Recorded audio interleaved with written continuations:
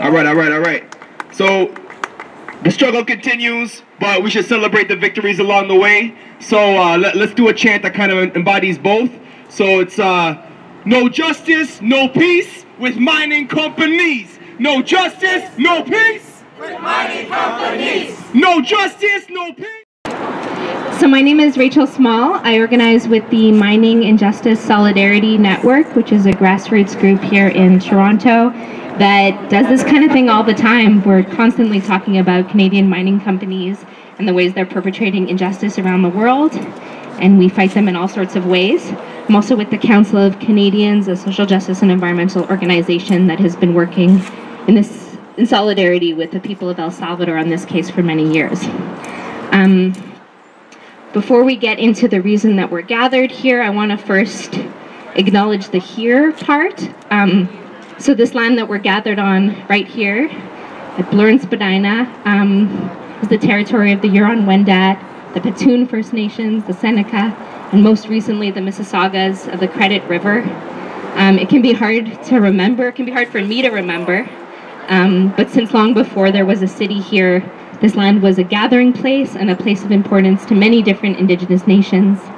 And this territory was and continues to be the subject of the Dish with One Spoon Wampum Belt Covenant. So this was an agreement between the Anishinaabe and the Haudenosaunee Confederacies and allied nations to peaceably share and care for all of the land around the Great Lakes. So I would say that it's on all of us who in any way benefit from the existence of the Canadian state to not only acknowledge whose territory, whose land we're currently gathered on, but also to call out our supposed government for never having honored the laws of this land, and I would say for acting with violence instead of the peace that the covenant demands, and for willfully and meticulously destroying this land instead of caring for it. So I think this is always relevant. I think this is especially relevant as we gather today just about across the street from the office of Chrystia Freeland, the International Trade Minister, who is complicit not only in the Canadian state's ongoing colonial project here, but in carrying that forward around the world. We'll speak about that more concretely throughout today. I want to thank everyone for coming out on such short notice.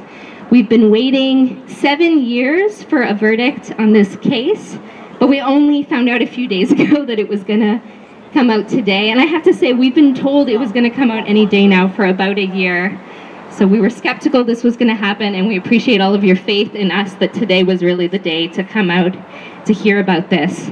I want to remind us that, yes, we are waiting for a decision in a case, but I don't even want to call this a trial. I don't even want to call this a verdict. I don't want to legitimize this made-up corporate court, essentially, that is making a decision that has huge implications on millions of people's lives.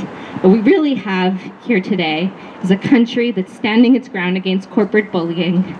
When we're talking about wins and losses, we're talking about for the people of El Salvador and for people around the world who are fighting OceanaGold and Pacific Rim's mines.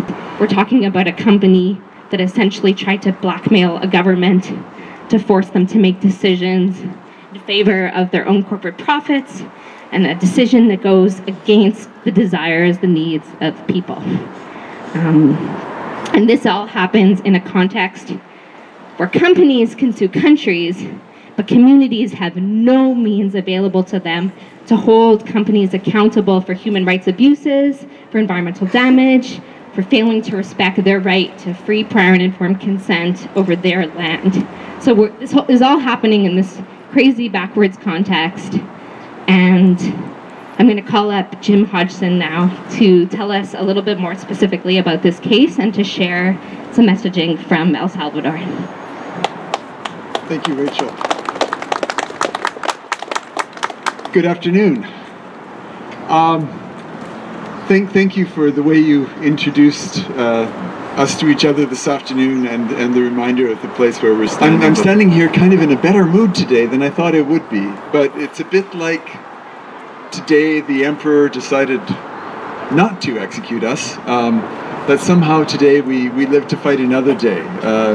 The decision of this illegitimate tribunal in Washington that's set up by corporations, usually for their benefit, actually ruled today in favor of the government of El Salvador in this long lawsuit. So it's a strange story. You know, how is it that companies have a private, secret tribunal in Washington that meets, and folks like us don't have any input into that.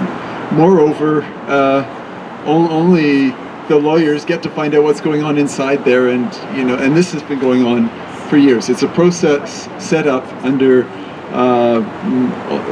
almost all of the free trade agreements that we know about. The NAFTA agreement between Canada, the United States, and Mexico.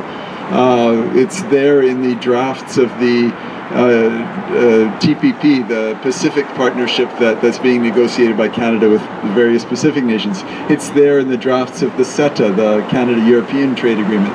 So we still have a lot of work to do to fight these trade agreements, and there are many people around this circle with whom we've struggled over many years to get those worst aspects of the trade agreements out of that. And it's one of the messages we have for the trade minister today. No to these international settlement dispute mechanisms in the free trade agreements. 7 years have gone by, and finally we got a decision today. Yes, it's a good thing this decision happened, and it's a reminder that we have to fight on. I just wanted to share with you a line or two from something that ADES put out a statement late this afternoon. As ADES, we applaud the resolution and we reaffirm our struggle for the defense of the environment. Compañeros, compañeras, this is one victory more for the people of El Salvador. So together with the people of El Salvador, we celebrate the victory. We recognize that it's a sign that there's much more to be done, and we'll keep on in that struggle, faithful with the people of El Salvador, as we have been over these past 30 years. Thank you. So we wanted to take this opportunity to mention some of the people who have been murdered in relation to the cases in El Salvador and in the Philippines in relation to the OceanaGold company. So those who have flowers, if you could come forward in a circle, semicircle around here. So each of these people has a name and a story, a short story about this person that they're going to read out. And it's just our attempt to recognize and to voice people who have fallen in this struggle and people who have had their communities impacted by these mining companies, and in this particular case, OceanaGold, and who have stood up to fight that and who have been attacked and in some cases murdered. So we would like to just hold that space, because holding that space gives us the recognition that those lives are important and it fuels us. So I'll start this way. Gustavo Marcelo Rivera, June 18th, 2009. A community leader and anti-mining activist, Rivera was disappeared. Less than 2 weeks later, his corpse was found at the bottom of a 60-foot well, while an autopsy later revealed he was strangled to death and tortured.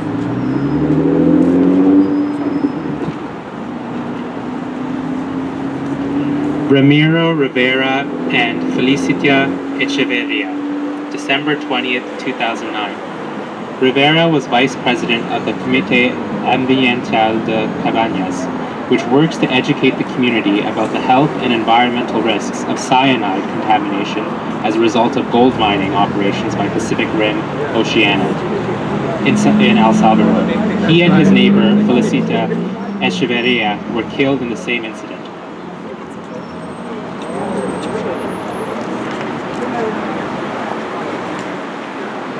Cheryl Ananayo and Randy Nabayan, December 7th, 2012.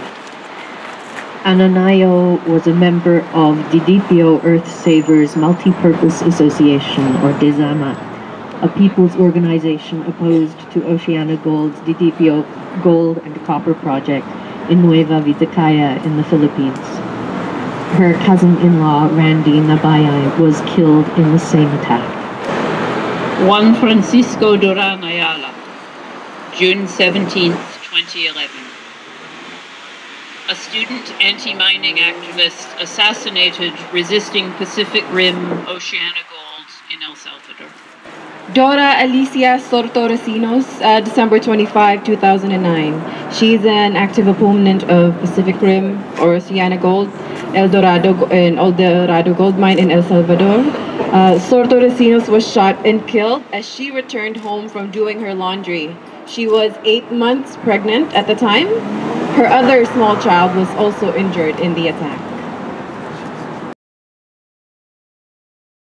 No justice, no peace with mining companies. No justice, no peace with mining companies. No justice, no peace with mining companies. Water is life, gold is death. Water is life, gold is death. Water is life, gold is death. Water is life, gold is death. Water is life, gold is death. Water is life, gold is death. Water is life,